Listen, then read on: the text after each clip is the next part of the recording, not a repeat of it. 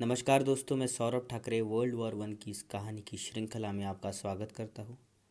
दोस्तों, पिछले एपिसोड में हमने एक्चुअल में जो वर्ल्ड वॉर शुरू हुआ था इसके बारे में बात की। आज हम एक पायदान थोड़ा आगे जाएंगे। तो आज का टाइटल है वर्ल्ड वॉर एट सी और chemical warfare.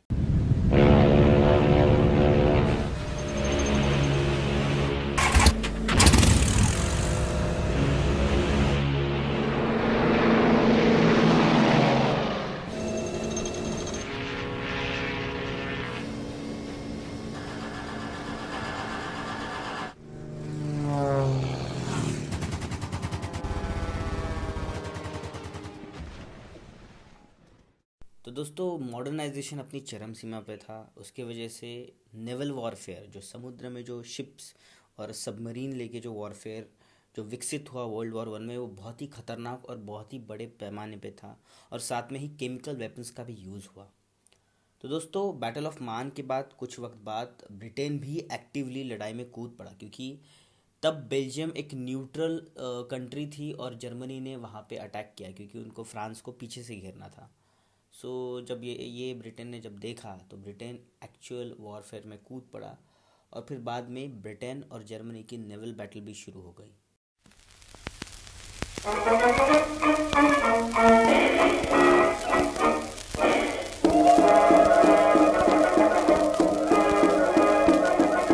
Chief Bugaboo was a red man who heard the call of war.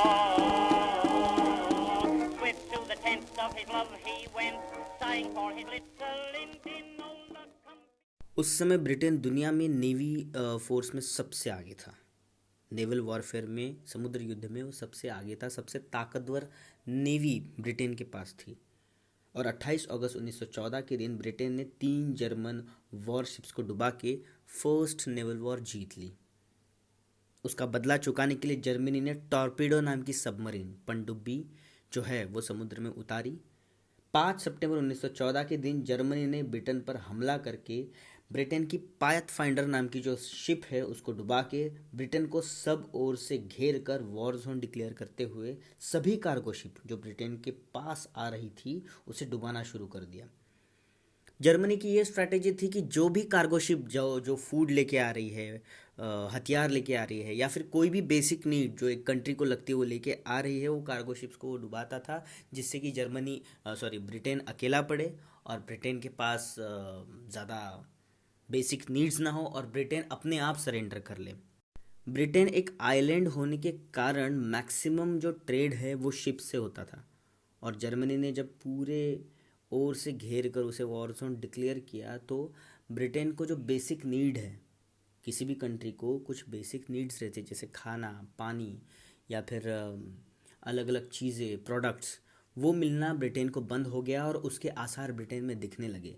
Britain country में भुखमरी बढ़ने लगी। लोगों के पास पहनने के लिए कपड़े नहीं थे, खाने के लिए खाना नहीं था, तो बहुत ज़्यादा अंदर भी प्रॉब्लम होने लगे। दोस्तों, यहाँ पे वॉर तो हो ही रहा है और लोग तो मर ही रहे हैं, लेकिन जो लोग वॉर में एक्टिवली कनेक्टेड नहीं है उन्हें भी इसके आसार, इसके जो परिणाम हैं वो झेलने पड़ रहे थे। वर्ल्ड वॉर वन में जर्मनी को दोनों फ्रंट, ईस्टर्न और वेस्टर्न फ्रंट, दोनों फ्रंट में युद्ध लड़ना था। लेकिन जर्मनी को मालूम था कि रशिया को ईस्टर्न फ्रंट में, जहाँ जर्मनी और रशिया की बॉर्डर है, उस ईस्टर्न फ्रंट पे पूरी सेना मोड़ने के लिए वक्त लगेगा। उसका फ़ायदा जर्मनी ने लिया और फ्रांस और ब्रिटेन के साथ युद्ध कर रहा था। जब जर्मनी और ब्रिटेन की नेवल बैटल हो रही थी तब रशिया ने सक्सेसफुली पूरी सेना जर्मनी और रशिया के बॉर्डर पे लाके खड़ी कर दी। और 26 से 30 अगस्त के बीच में बैटल ऑफ टेनिनबर्ग हुआ रशिया और जर्मनी के बीच, जहाँ पे रशिया की बुरी तरह से हार हो गई और जर्मन सोल्जर्स की जीत हो गई। 90,000 रशियन सैनिक जर्मन सोल्जर ने बंदी बना दिए। दोस्तों, यहाँ पे जीत इतने जल्दी कैसे हो गई और 90,000 सैनिक कैसे बंदी बना लिए जर्मनी ने? यहाँ इस वॉर के पहले बहुत बड़ी इंटरेस्टिंग चीज़ हुई थी। रशिया ने आक्रमण करने से पहले एक वायरलेस मैसेज ब्रिटेन और फ्रांस को भेजा था कि हम इस जगह से, ईस्टर्न फ्रंट से आक्रमण करने वाले हैं। लेकिन जर्मनी ने ये वायरलेस मैसेज डिकोड कर लिया तो दोस्तों रशिया कब आने वाला है, कहाँ आने वाला है, कितने लाख सैनिकों को लेके आने वाला है, कहाँ से कैसे आक्रमण करने वाला है, ये सब इन्फॉर्मेशन जर्मनी के पास पहले से ही थी। इसकी वजह से रशिया की हार हुई। उसके बाद ऑस्ट्रिया का युद्ध जब सर्बिया के साथ हुआ, जिससे ये युद्ध शुरू हुआ था एक्चुअली, तो ऑस्ट्रिया की बहुत बुरी तरह से यहाँ हार हो गई। सर्बिया ने ऑस्ट्रिया को हरा दिया।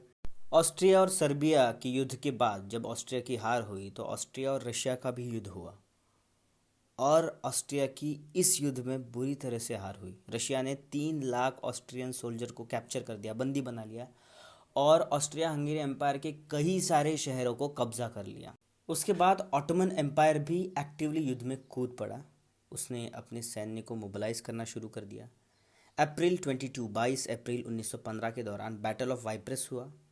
जर्मनी ने मॉडर्न एरा केमिकल वॉरफेयर की शुरुआत की।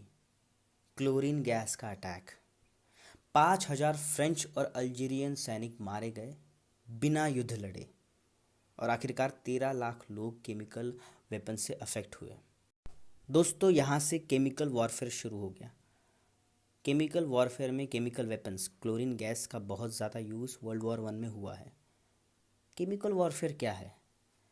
युद्ध शुरू होने से पहले ही फील्ड में क्लोरीन गैस बिछा देना, क्लोरीन गैस के जो क्लाउड्स है वो बिछा देना, जिससे कि वॉर फील्ड में क्लाउडी एटमॉस्फेयर क्रिएट होगा, आगे वाला दुश्मन दिखेगा नहीं और जो ओपोनेंट है, जो विरोधी पक्ष के जो सोल्जर्स है, वो अगर उससे गलती से भी इनहेल करते हैं तो उसे स्लो महसूस होता है, उन्हें डिमोरलाइज महसूस होता है, कोई मर भी सकता है, कोई इंजोर्ड भी होता है और कोई किसी की तबीयत भी खराब होती है।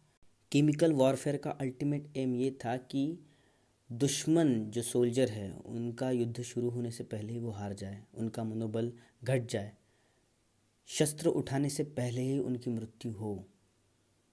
तो ये था केमिकल वॉरफेयर और ये वर्ल्ड वॉर 1 में बहुत ही बड़े पैमाने पे यूज़ हुआ।